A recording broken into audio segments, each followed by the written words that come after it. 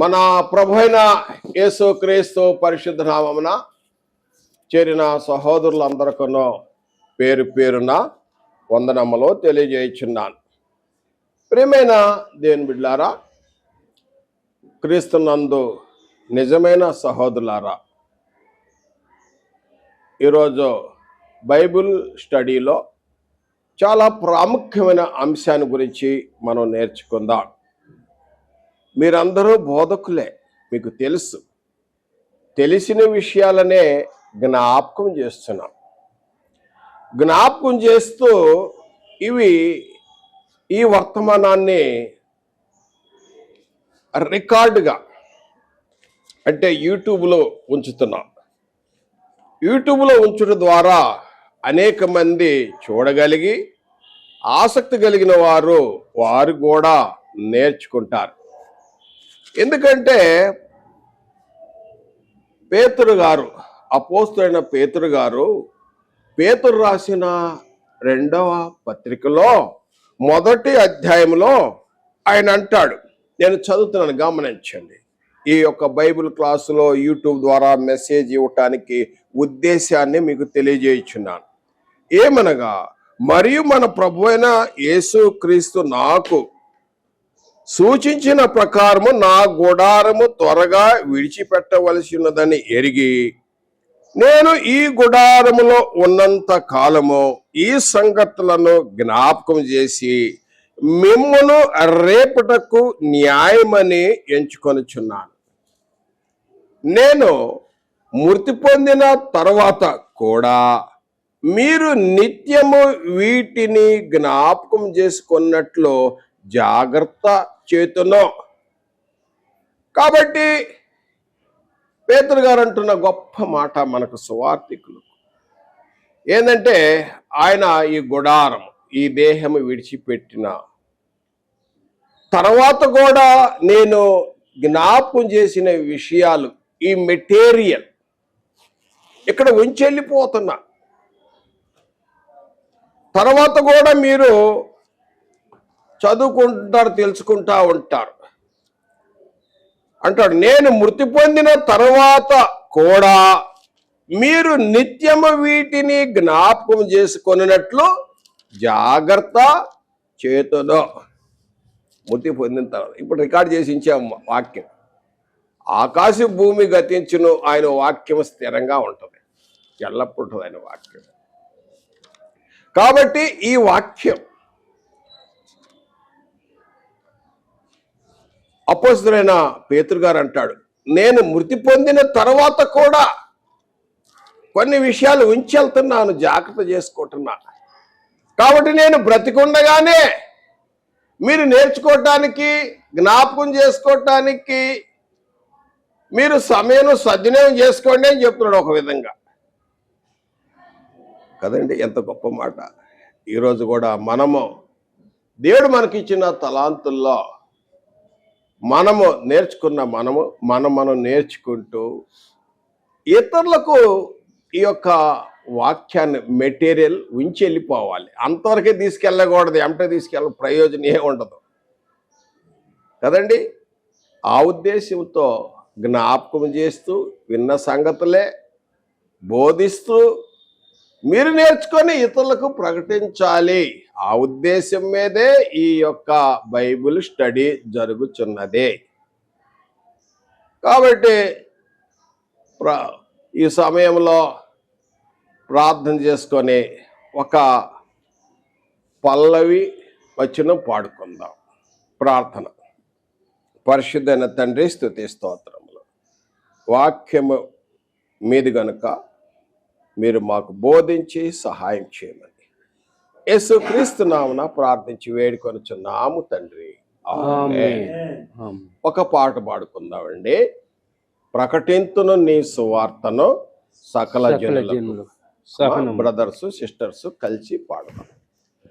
ప్రకటింతును నీ సువార్తను సకల జనులకు సహనముతో,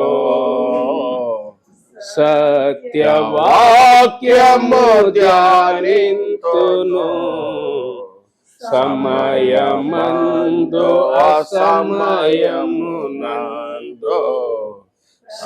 వింతును నీ సువార్తను సకల జనులకు సహనముతో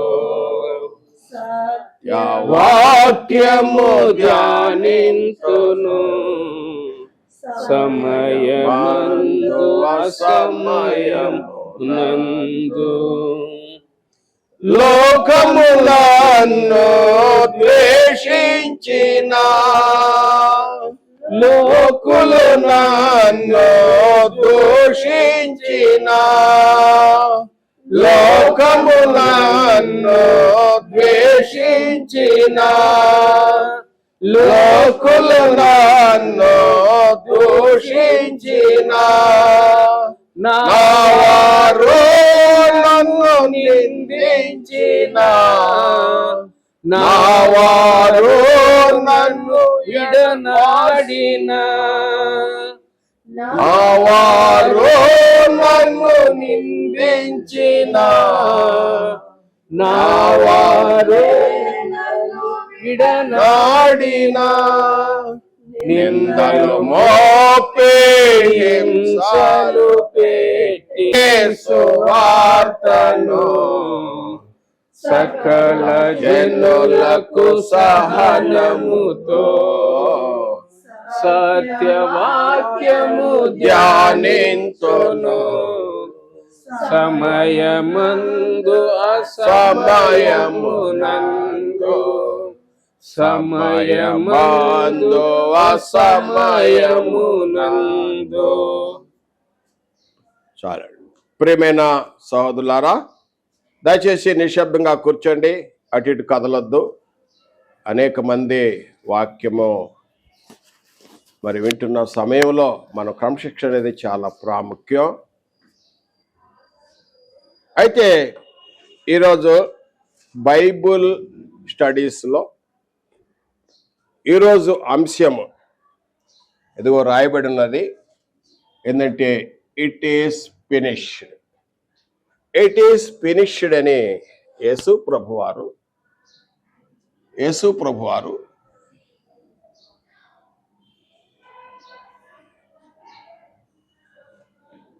శిలువ మీద ఉన్నప్పుడు పలికిన మాట, ఇక లాస్ట్ మాట. శిలువ మీద ఎన్ని గంటలు ఉన్నాడండి యేసు ప్రభువారు? శిలువ మీద 6, మీరు సేవకులు తెలిసి ఉండాలి, శిలువ మీద 6 గంటలు, శిలువ మీద 6 గంటలు ఉన్నాడు. 6 గంటలప్పుడు ప్రాణం విడిచాడు. ఇవి ఇలాంటివి తెలిసి ఉండాలి బోధకులకు. ఉదయము 9 గంటలకు సిలువ వేస్తే 3 గంటలకు ప్రాణము విడిచాడు. అర్థమైందండి? మొదటి 3 గంటలు అంటే వెలుతురుంది, 12 గంటల నుండి 3 గంటలు చీకటి అయిపోయింది కదండి. మొదటి 3 గంటల్లో 3 మాటలు మాట్లాడారు. తర్వాత 12 గంటల నుండి 3 గంటల వరకు 4 మాటలు చాలా నిదానం, అది కూడా లాస్ట్ టైంలో మాట్లాడాడు. చివరి ప్రాణం అప్పగించాడు. అప్పుడు లాస్ట్లో మాట ఇక్కడ అన్నాడు ఆయన. ఏమన్నాడు అది 6వ మాటగా చెప్తారు. చాలా మంది మతశాఖల వారు చాలా ఆసక్తిగా చెప్పుకుంటారు. పండగప్పుడే కాదు, మనకు ప్రతి ఆదివారం పస్కా పండగ. ప్రతి ఆదివారం విషయాన్ని జ్ఞాపకం చేసుకోవాలి. ఆయన మరణ సమాధి పునరుత్థానం రోజు ఆదివారం. కాబట్టి యేసు ప్రభువారు శిలువ మీద ఉన్నప్పుడు ఈ మాట పలికాడు, సమాప్తమైనది అన్నాడు. ఇట్ ఈస్ ఫినిష్డ్ అన్నాడు. ఏంటి శిలువ మీద ఆయన మరణిస్తూ సమాప్తమైనది ఏంటి అంటే ఒకసారి చదువుదాం, లేఖన భాగం చదువుదాం. కీవర్డ్ నేను చెప్పలేదు కదా రిఫరెన్స్, దయచేసి మీరు గమనించాలి. నేను చెప్తేనే మాట్లాడు దయచేసి. యోహాను సువార్త 19వ అధ్యాయం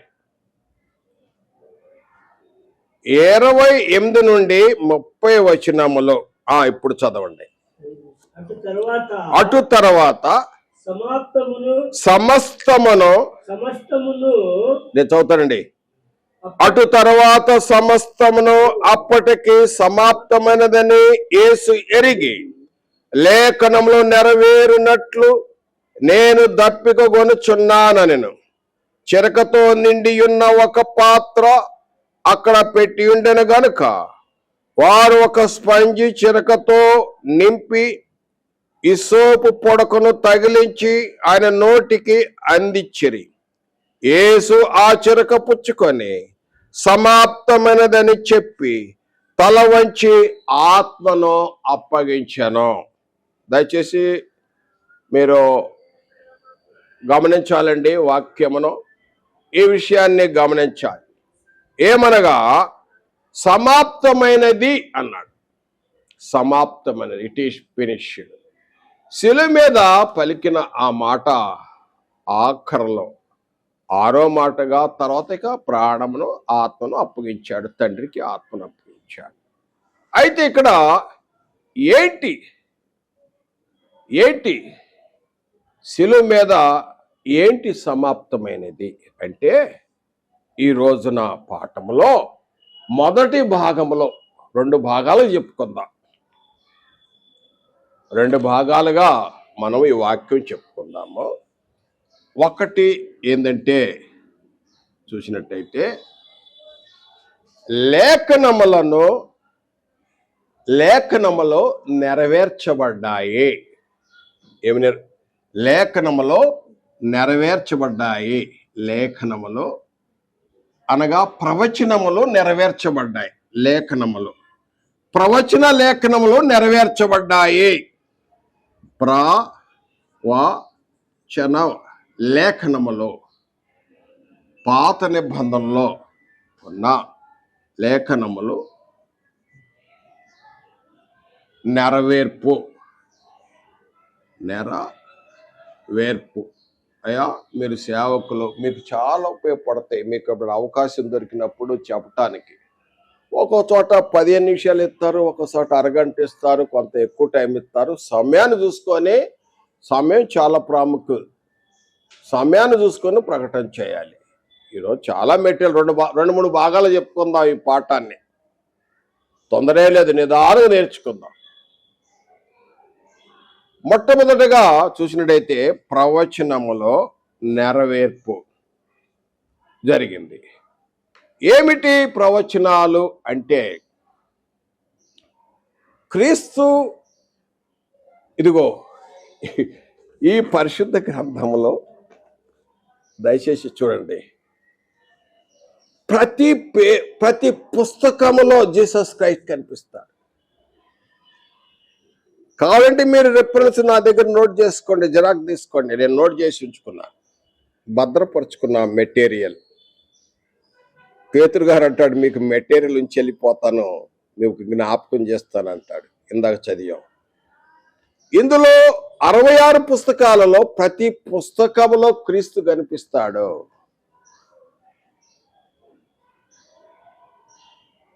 పరిశుద్ధాత్మ చేత ప్రేరేపబడిన ఈ లేఖన గ్రంథము క్రీస్తు గురించి ముందుగానే దైవావేశం వలన కలిగిన పరిశుద్ధాత్మ చేత ప్రేరేపబడిన లేఖనాలు. 40 మంది భక్తులు, అందులో డిఫరెంట్ వృత్తులు, అనేక ప్రాంతాలు, ఆ కాలాలు వేరు, ఆ వారి భాషలు వేరు. పాత నిబంధనలో 39 పుస్తకాలలో మనం చూసినట్టయితే మరి కొత్త నిబంధనలో 27 పుస్తకాలు, మొత్తం 67 పుస్తకాలు, 66 పుస్తకాలు. ఏంటండి 66, 66 బుక్స్. క్షమించండి వాళ్ళు తప్ప మాట్లాడితే. 66 పుస్తకాలలో 1600 సంవత్సరాలు అంటే పాత నిబంధన 1500 సంవత్సరాలు, క్రొత్త నిబంధన 100 సంవత్సరాల్లో పూర్తయింది. ఈ లేఖనాలు 1600 సంవత్సరాల్లో పాత నిబంధన, క్రొత్త నిబంధన పూర్తయిన ఈ గ్రంథము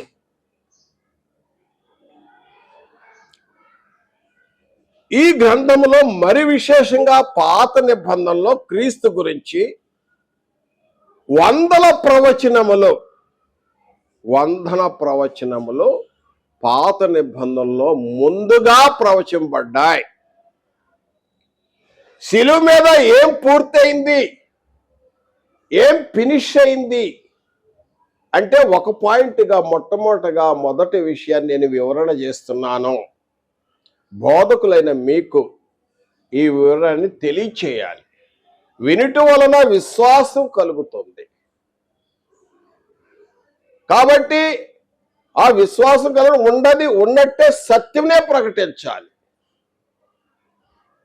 ప్రియమైన సహోదరులారా, ఆ క్రీస్తు గురించి మనం ఆది కాండము 3వ అధ్యాయం 15వ వచనము నుండి మలాకి గ్రంథం వరకు మనం చూసినట్టయితే మీకు తెలుసు, చాలా రిఫరెన్స్లు, వందల కొలది రిఫరెన్స్లు ఉన్నాయి. Reference to context. అక్కడ మీకు అనేక సందర్భాల్లో మనకు క్రీస్తు కనిపిస్తాడు. ప్రతి పేజీలన్నీ చెప్పాను, ప్రతి బుక్లో క్రీస్తు కనిపిస్తాడు. ఇందులో అంతా ఐక్యమే, డిఫరెంట్ అంటే విరుద్ధం లేదు. మనం అర్థం చేసుకోవటమే మనం పొరపాటు పడతాం. తెలియక డిబేట్ అంటారు. బైబిల్లో డిబేట్లు చేసుకోమని రాయబడలా. డిబేట్లకి వెళ్ళకూడదని బైబిల్ ఉంది. కొరింథీ పత్రికలో మనం డిబేట్లకి వెళ్ళకూడదు. కాబట్టి నా ప్రియ సహోదరుడా, ఇక్కడ చూసినట్టయితే క్రీస్తు గురించి 300 కంటే ఎక్కువ ప్రవచనాలు అవి ముందుగా ప్రవచింపబడ్డాయి. అంటే బయోగ్రఫీ, క్రీస్తు యొక్క జీవిత గాథ. ఎందుకు నేను క్రీస్తుని నమ్ముతున్నాను, ఎందుకు ఇతరులకు క్రీస్తును ప్రకటిస్తున్నాను, అయ్యో క్రీస్తును ప్రకటించకపోయిన నాకు శ్రమ. కొరింథీ రాసిన మొదటి పత్రిక 9వ అధ్యాయం 16వ వచనము, అయ్యో నేను క్రీస్తును ప్రకటించకపోయిన శ్రమ. ఎందుకంటే క్రీస్తు ఎవరో మనం ప్రకటించవలసిన బాధ్యత ఉంది. నిన్ను వల్ల నీ పొరుగువాన్ని ప్రేమించాలి. అందుచేత క్రీస్తు ప్రేమ మమ్మల్ని బలవంతం చేస్తుంది. అందుచేత ప్రకటిస్తున్నాము. ఏంటంటే క్రీస్తు గురించి పాత నిబంధనలో వందల కొలది ప్రవచనాలు, ఆయన యొక్క జీవిత గాథ ముందుగా ప్రవచింపబడి తర్వాత నెరవేర్పు జరిగింది. ఇప్పటి వరకు సృష్టి దగ్గర నుండి ఇప్పటి వరకు జీవించిన మానవులు వారు గొప్పవారు, ఋషులు, మహారుషులు, గొప్ప గొప్ప భక్తులు జీవించారు. కానీ అందరి జీవిత గాథ వారి జీవితాంతము ముగించిన తర్వాత ఎవరో ఒకరు వచ్చి, అయ్యా నేను నీ జీవిత గాథ రాస్తాను, నీ బయోగ్రఫీ రాస్తాను అని వచ్చేవారు వస్తూ ఉంటారు. కానీ యేసుక్రీస్తు వారి యొక్క జీవిత గాథ ముందుగానే చెప్పబడింది. ఎక్కడ నుండి? ఆది కాండము 3వ అధ్యాయం, స్త్రీ సంతానం అని అక్కడ నుండి. ఈ రోజున క్రీస్తును అంగీకరించిన వారికి వైరం ఉంటుందని అప్పుడే చెప్పాడు. ఈ రోజున ఆశ్చర్యపడే అవసరం లేదు. 3వ అధ్యాయం 15వ వచనం, పోరాటం ఉంటుంది అప్పుడే చెప్పాడు దేవుడు. అక్కడి నుంచి మొదలైంది ఆయన జననము, ఆయన వంశావళి, ఆయన జీవితము, ఆయన శ్రమలో ఆ యేసుక్రీస్తు వారి యొక్క మరణము, సమాధి, పునరుద్ధానము, ఆరోహణము, వందల కొలది ప్రవచనాలు. వాళ్ళు ఎందుకు పలికారో వాళ్ళకు కూడా తెలియదు. దైవ ప్రేరేపణ వల్ల వాళ్ళు దేవుడు ఆలోచిస్తుంటే చెబుతుంటే వాళ్ళు రాస్తూ పోయారు కదండి. ముందుగా చెప్పబడిన ఆ ప్రవచనాలు ఒకే ఒక వ్యక్తి యందు నెరవేర్చబడ్డాయి, Jesus Christ. So I believe the truth. ఎందుకంటే అక్కడ ఇప్పటికీ కూడా యేసుక్రీస్తు వారు 2000 సంవత్సరాలప్పుడు అంతకుముందు నిత్యుడు, ఆయన వాక్యమైన ఆయన శరీరధారిగా 2000 సంవత్సరాల క్రితం వచ్చినప్పటికీ అప్పుడున్న పేర్లు భౌగోళికముగా ఉన్న ఆయా స్థలాలు, కొండలు, పర్వతాలు, ప్రదేశాలు ఇప్పటికి 2000 సంవత్సరాలని కూడా మీరు వెళ్ళి చూడవచ్చు. అంతకుముందు 2000 సంవత్సరాలు అబ్రహాము ముందు కూడా అబ్రహాము వంశాలు కూడా చెప్పాడు. అంతకుముందు 2000 సంవత్సరాలు క్రీస్తు పూర్వం 4000 సంవత్సరాల క్రితం కూడా ఉంచబడిన ఆ పేర్లు, పర్వతాములు, ప్రదేశాలు, నదులు కదండి, మీరన్నీ చూడొచ్చు. ఎందుకంటే బైబిల్ ఇస్ ట్రూత్, సత్యమని తేటగా తెలియజేయుచున్నాను. ఇందులో మా బోధ కపటమైనది కాదు, మోసకరమైనది కాదు, లేకపోతే కుయుక్తిగా బోధించట్లేదు, ఉన్నది ఉన్నట్టే బోధిస్తున్నా. కాబట్టి అసలైన విషయము ఏంటంటే యేసుక్రీస్తు వారు శిలువ మీద ఫినిష్డ్ అన్నాడు, సమాప్తమైనది అన్నాడు. ఏంటి ఆ సమాప్తమైనది అంటే, ఇదిగో మొట్టమొదటగా పాయింట్లు మన ప్రవచన లేఖనములో నెరవేర్పు జరిగినవి. ఏంటి ఆ ప్రవచనాలంటే 100ల కొలది ప్రవచనాలు ఉన్నాయి. 100ల కొలది ప్రవచనాలలో మనం చూసినట్టయితే ఇక్కడ మనం చదివాం యోహాను సువార్త 19వ అధ్యాయం 28 లేఖనంలో నెరవేరినట్లు అన్నాడు. లేఖనములు నెరవేరినట్లు లేఖనాలు నెరవేరినాయి. చూసినట్లయితే యేసు ప్రభువారు ఆయన వస్తాడనే పాత నిబంధనలో గమనించాలి. ఇజ్రాయెల్ ప్రజలు కూడా మెస్సయ్య వస్తాడు ఎదురు చూశారు. వారి చరిత్ర క్రీస్తు పూర్వం 1500 సంవత్సరాల ధర్మశాస్త్రం వచ్చేసరికి అంతకుముందు చరిత్ర వాళ్ళకి తెలుసు. ఆది కాండం నుండి వారికి ఈ పంచకాండాల గురించి వాళ్ళకి తెలుసు. వాళ్ళ చరిత్ర చూడితే 4000 సంవత్సరాలు ఎదురు చూశారు. ఎన్ని సంవత్సరాలు ఎదురు చూశారు? 4000 సంవత్సరాలు. మెస్సయ్య ప్రతి బుక్కులో ఉన్నాడని చెప్పుకున్నాం. మెస్సయ్య 4000 సంవత్సరాలు ఉన్నప్పుడు వచ్చేసాడు. గలతీ పత్రిక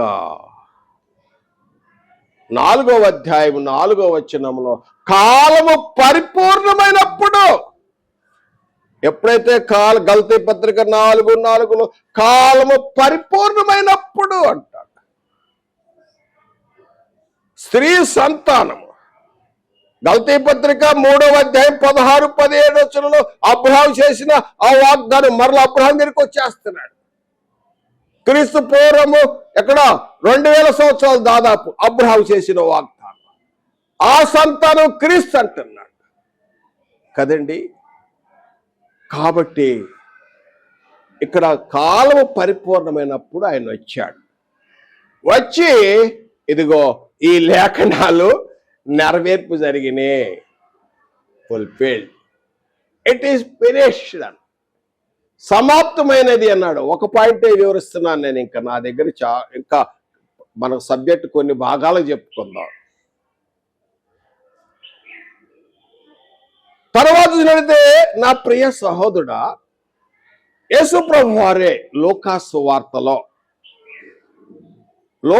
వార్త 24వ అధ్యాయము 44వ వచనములో 24వ అధ్యాయము 44వ వచనంలో యేసు ప్రభు అక్కడ శిష్యుల దగ్గరికి వచ్చి అంటాడు, ధర్మశాస్త్ర గ్రంథములోనో, కీర్తన గ్రంథములోనో, ప్రవచన గ్రంథములోనో నా గురించి నెరవేర్చవలసిన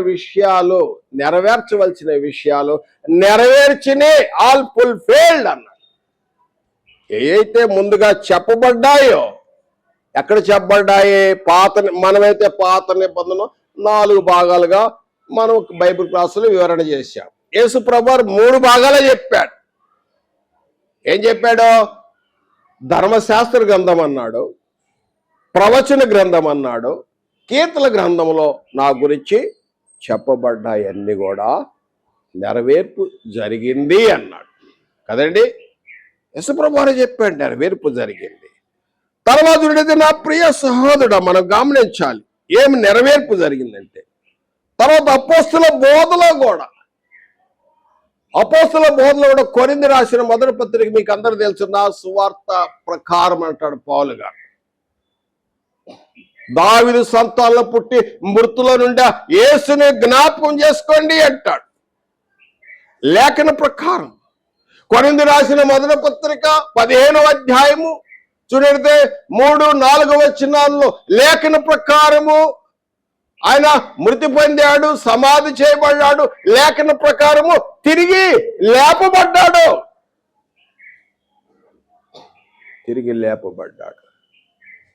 ఆయనను మరణము బంధించుట అసాధ్యము. ఇక్కడ చూసినట్టయితే మనం ఏం చూసాము ఈరోజు? మొదటి భాగంలో ఏం చూసామండి? ప్రవచనములను నెరవేర్పు. ఇది 2000 సంవత్సరాల గురించి అని చెప్పుకున్నాం. వాస్తవానికి అసలు క్రీస్తు జగత్తు పునాది వేయబడక మునిపే ఆయన ఉన్నాడు. జగత్తు పునాది వేయబడక మునిపే క్రీస్తు దేవుని సంకల్పంలో ఉన్నాడు. పేతురు రాసిన మొదటి పత్రిక దయచేసి మీరు గమనించండి, లేఖనాలు జగత్తు పునాది వేయబడక మునిపే యేసుక్రీస్తు దేవుని యొక్క ప్రణాళికలో ఉన్నట్టుగా మనం చూస్తాం.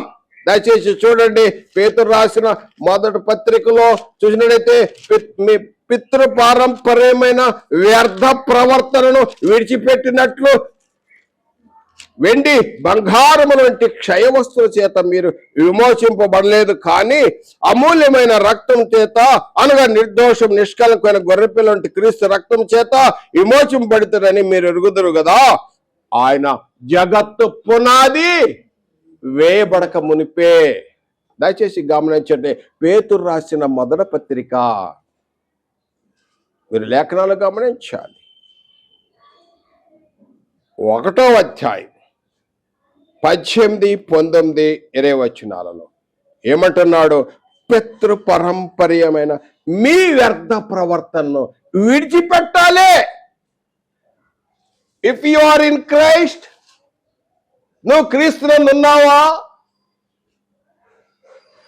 పితృపరంపరంగా వస్తున్న ఆ వ్యర్థ ప్రవర్తనలు, మనుషుల ఆచారాలు, ఆ వ్యర్థ ప్రవర్తన, ఆ పితృపరంపరమైన వ్యర్థ ప్రవర్తన విడిచిపెట్టాలి. మీ వ్యర్థ ప్రవర్తన అన్నాడు. ఎవరైతే రక్షింపడ్డాడో, నేను రక్షింపడ్డాను, నేను క్రీస్తునందు ఉన్నట్లయితే నా వ్యర్థ ప్రవర్తన విడిచిపెట్టేయాలి. అవునండి, ఒకళ్ళు నువ్వు క్రైస్తవుడిగా ఉన్నావా? నేను క్రైస్తవుడు చెప్పుకుంటున్నానా? పౌలు గారు అంటాడు, నేను శరీరమును దాని ఇచ్చలతో కూడా సిలివేయబడి ఉన్నాను, ఇక జీవించేవాడు నేను కాదు.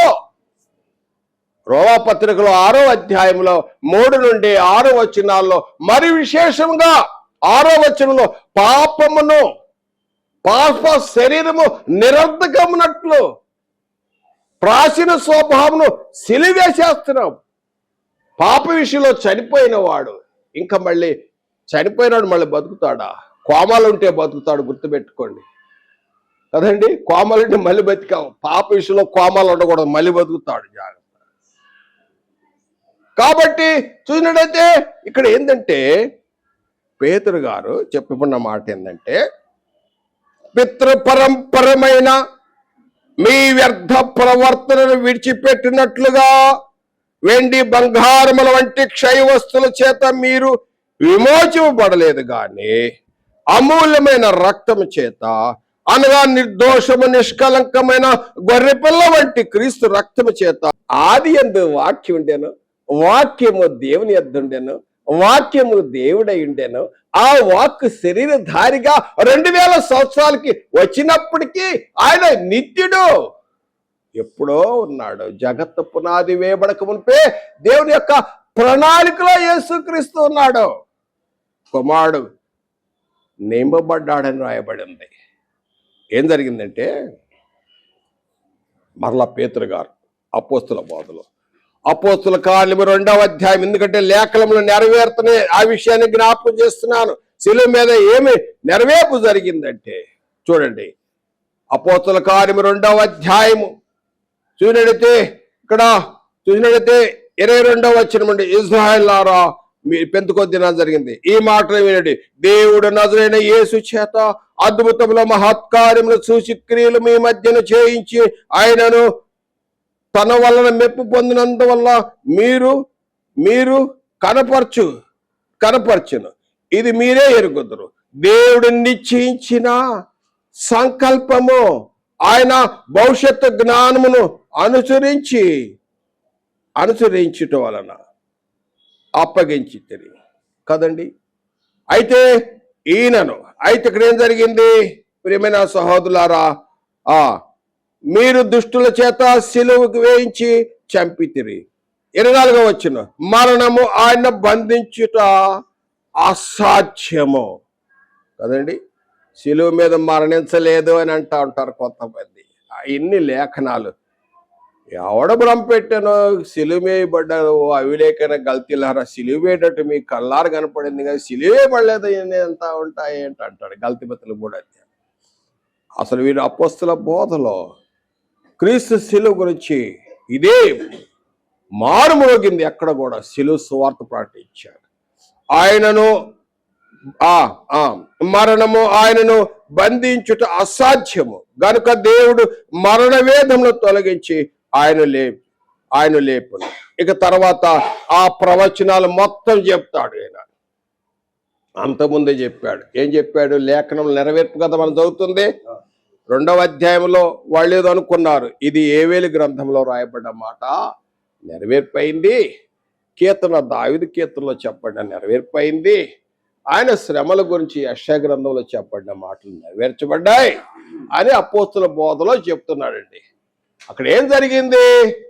ఇక్కడ యేసుక్రీస్తు ఆయన సమాధి ఖాళీ ఉంటామో, అక్కడ దావీదు గురించి చెప్పబడిన సమాధి అక్కడ ఉంటామో తెలియపరిచిన తర్వాత అప్పుడు అంటాడు పేతురు గారు 2వ అధ్యాయం 36వ వచనంలో, అపోస్తుల కార్యం, మీరు సిలువేసిన ఈ యేసునే దేవుడు ప్రభుగాను క్రీస్తుగాను నియమించెను. ఇది ఇజ్రాయెల్ వంశమంతయు రూఢిగా తెలుసుకొనవలెను. ఇది జగత్తు పునాది వేయబడక మునిపే, ఇది దేవుని యొక్క ప్రణాళిక. 2000 సంవత్సరాలు వచ్చినప్పుడు కాదండి, ఇది జగత్తు పునాది వేయబడక మునిపే దేవుని యొక్క ప్రణాళికలో క్రీస్తు రక్తం వలన మనం విమోచింపబడి మనం ఆయన కుమారులుగా కుమార్తెలుగా తన బిడ్డలుగా ఉండాలని దేవుని యొక్క ప్రణాళిక. ఎఫ్సి పత్రికలో 1వ అధ్యాయంలో కూడా చూసినట్టయితే 3వ వచనము నుండి మనం గమనించగలుగుతాం. 6-7 వచనాలు. జగత్తు పునాది వేయబడక మునిపే, ఇది గొప్ప మిస్టరీ, గొప్ప విషయం. జగత్తు పునాది వేయబడక మునిపే దేవుని యొక్క ప్రణాళిక క్రీస్తు. ఇవన్నీ కూడా క్రీస్తులందు ఇదిగో ఇక్కడ సమాప్తమైనవి. మొదటి పాయింటే నేను వివరణ చేస్తున్నాను, ఎందుకంటే క్రీస్తు మళ్ళా చెప్తాడు. ఇక్కడ చూడండి, ప్రకటన గ్రంథంలో కూడా 13వ అధ్యాయము ఇక్కడ కూడా చదువుదాం. 13వ అధ్యాయము 8వ వచనం చూసినట్టయితే 8వ వచనం, భూనివాసులందరూ అనగా జగత్ ఉత్పత్తి మొదలుకొని వధింపబడి ఉన్న గొర్రె పిల్ల యొక్క జీవ గ్రంథము ఎవరి పేరు రాయబడలేదు. అంటే జీవ గ్రంథంలో రాయబడ్డ వారున్నారు, జీవ గ్రంథంలో గొర్రెపిల్ల యొక్క జీవ గ్రంథంలో పేరు రాయబడిన వారున్నారు, రాయబడని వారున్నారు. అయితే చూసినట్టయితే వారిని ఎవరి పేరైతే రాయబడలేదో వారినైతే భూనివాసులందరూ అన్నాడు. ఎవరి పేరు ఇది? ఎప్పటి నుంచి ఉంది ఆ గ్రంథము? గొర్రెపిల్ల యొక్క జీవ గ్రంథం ఎప్పటి నుంచి ఉందండి? జగత్తు ఉత్పత్తి. ఎప్పుడైతే జగత్తు ఉత్పత్తి, ముందేం జగత్తు పునాది అని చెప్పుకున్నాము, తర్వాత పునాది వేయబడక మునుపు అనుకున్నాము. ఇక్కడ జగత్తు ఉత్పత్తి, ఇక అక్కడి నుంచే ప్రణాళిక, ఒక గ్రంథం ఉంది దేవుని దగ్గర. ఇవన్నీ మీరు చూడండి ప్రియమైన సహోదరులారా. మరి ఈరోజు పాఠములో మనం చూసినట్టయితే ఇదిగో మొట్టమొదటి పాయింట్, ఇట్ ఈస్ ఫినిష్డ్, సమాప్తమైనది అన్నారు. ఇంకా అనేకమైన పాఠాలు ఉన్నాయి, భాగాలుగా తెలుసుకుందాం. ఈరోజు మనం తెలుసుకున్నది ఏం తెలుసుకున్నామండి? మొదటి పాయింట్లో లేఖనములను నెరవేర్పు జరిగింది. ముందుగా ప్రవచింపడ్డ అది, తర్వాత నెరవేర్పు జరిగింది, అది క్రీస్తునందే జరిగింది. ఇది గొప్ప సత్యం, ట్రూత్. ఆ క్రీస్తు గురించి 66 పుస్తకాల్లో ప్రతి బుక్లో క్రీస్తు కనిపిస్తాడు. ఆ లేఖనాల్లో ఏవే ఉన్నాయో అనగా ధర్మశాస్త్ర గ్రంథములోను, ప్రవచన గ్రంథములోను, కీర్తన గ్రంథములో ఏవేవి ఉన్నాయో అన్ని కూడా ఇదిగో ఫినిష్, నెరవేర్పు జరిగిందండి. అర్థమైంది కదా? కాబట్టి ఇక్కడ మీరు గుర్తు చేసుకోవడానికి ఇక్కడ కొన్ని, ఇది ఒక రెఫరెన్స్ అని చెప్పాను. తర్వాత లూకా సువార్త గుర్తుపెట్టుకోండి మీరు కూడా, 44వ వచనము.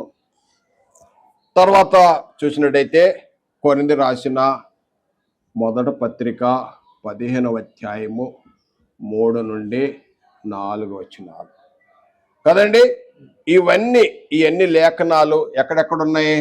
ధర్మశాస్త్ర గ్రంథములోను, తర్వాత చెప్పండి ప్రవచన గ్రంథములోను, తర్వాత కీర్తన గ్రంథంలోను క్రీస్తు గురించి చెప్పబడ్డాయి. ఇవి పాత నిబంధన. 8,000 సంవత్సరాల్లో దాదాపు 4,000 సంవత్సరాలు కాలము పరిపూర్ణ క్రీస్తు వచ్చి నెరవేర్చాడు. ఆయన స్త్రీ సంతానమందు ఆది ఖండము 3వ అధ్యాయము 15వ వచనం నుండి మలాకి గ్రంథము 4వ అధ్యాయము, ఇంకా చూడండి 4వ అధ్యాయం 1వ వచనం కూడా ఒకసారి చదవండి, ఏముందో చదవయ్యా. మలాకి గ్రంథము 4:1.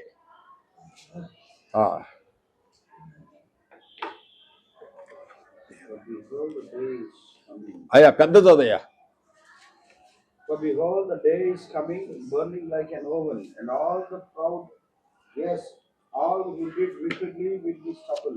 Yes. The day which is coming shall burn them up. తెలుగులో చదవండి. Very good. That will leave them neither roof nor ఏలనగా నియమింపబడిన దినము వచ్చుచున్నది, కొలిమి కాలునట్లు అది కాలును. అదేంటంటే ఇదేంటంటే ఇక యేసుక్రీస్తు తలతో వచ్చినప్పుడు అది జరిగింది అనమాట. అది ఏది నెరవేర్పు, లాస్ట్ అనమాట. అది ఎప్పుడు? ఇది సెకండ్ కమింగ్. కాబట్టి ఇక్కడ ప్రతి ప్రవచనం మలాకి వరకు అనేక రిఫరెన్స్లు మనం చూడగలుగుతాం కదండి. ఈరోజు ఈ ప్రవచనాలు చూసాం. ఈ విధంగా తర్వాత వచ్చే బైబిల్ స్టడీస్లో ఇంకా అనేక పాఠాలు నేర్చుకుందాం.